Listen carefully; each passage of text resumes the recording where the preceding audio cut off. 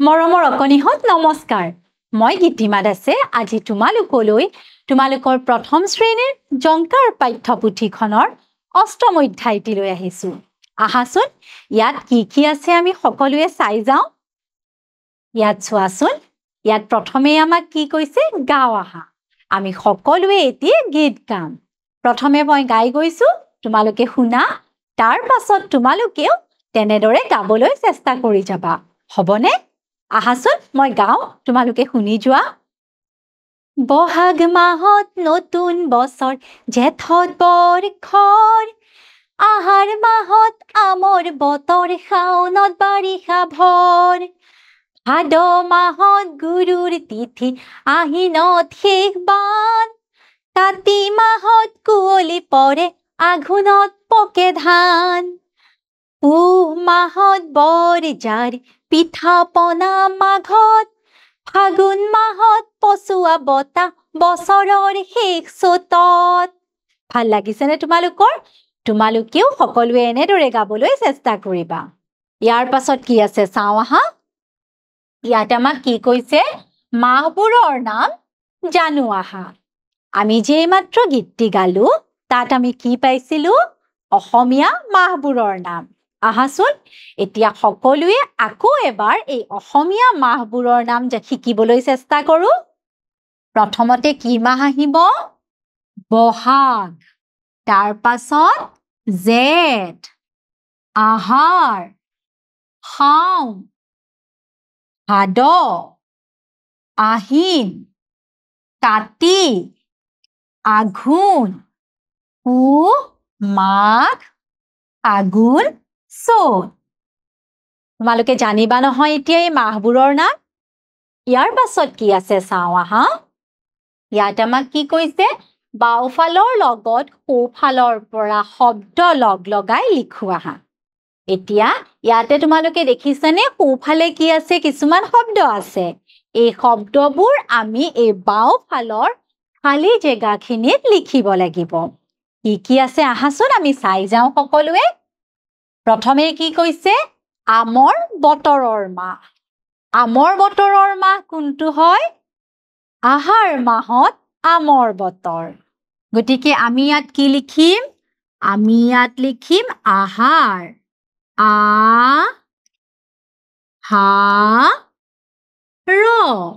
আহাৰ ধৰিব পাৰিছা নহয় সকলোৱে তাৰ পাছত কি আছে ধান পকা মাহ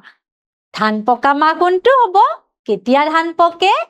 আঘোণত পকে ধান গতিকে আমি ইয়াত কি লিখিম আঘোণ ইয়াতে আমি লিখিম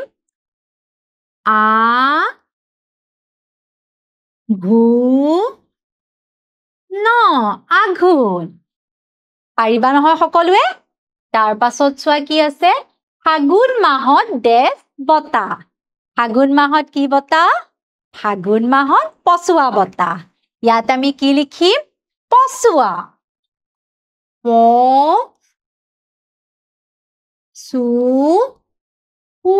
পচুৱা ফাগুন মাহত পচুৱা বতাহ তাৰ পাছত কি আছে শাওণ মাহত কি হ'ব বাৰু শাওণ মাহত ভৰ বাৰিষা আমি ইয়াতে কি লিখিম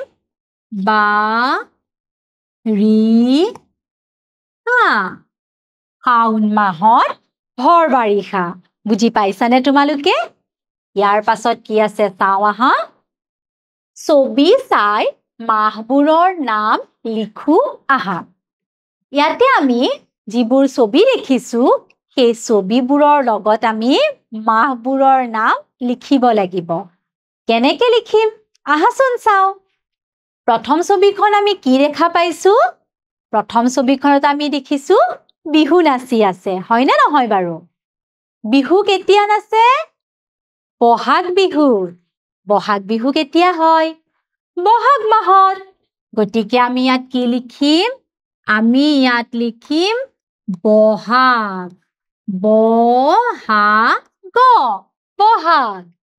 তাৰ পাছৰ ছবিখন চোৱা কি দেখা পাইছা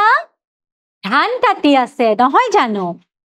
ধান কেতিয়া কাটিব যেতিয়া ধান পকিব আৰু ধান কেতিয়া পকে আঘোণত পকে ধান কি মাহত পকে আঘোণ মাহত গতিকে আমি ইয়াতে কি লিখিম আমি ইয়াত লিখিম আঘোণ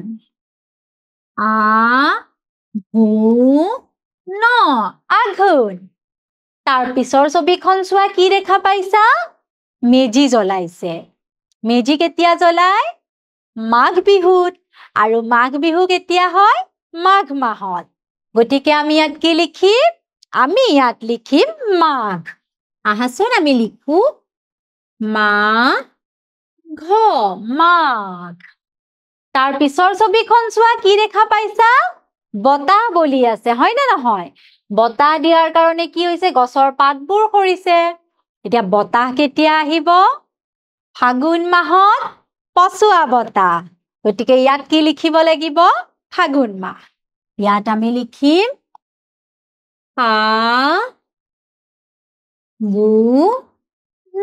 ফাগুন পাৰিবা নহয় সকলোৱে ইয়াৰ পাছত কি আছে চাও আহা ইয়াত আমাক কৈছে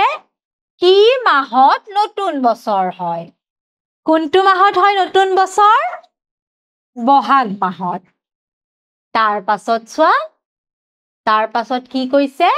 গুৰুৰ তিথি কি মাহত পালন কৰে গুৰুৰ তিথি আমি কেতিয়া পালন কৰো ভাদ মাহত গুৰুৰ তিথি গতিকে ইয়াতে আমি কোনটোত শুদ্ধ চিন দিম আমি দিম ভাদ মাহত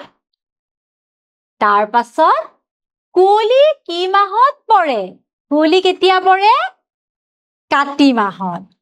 ইয়াতে আমি শুদ্ধ চিন দিলো সকলোৱে এইখিনিলৈকে নিশ্চয় বুজি পাইছা নহয়নে আজিলৈ আহিছো ধন্যবাদ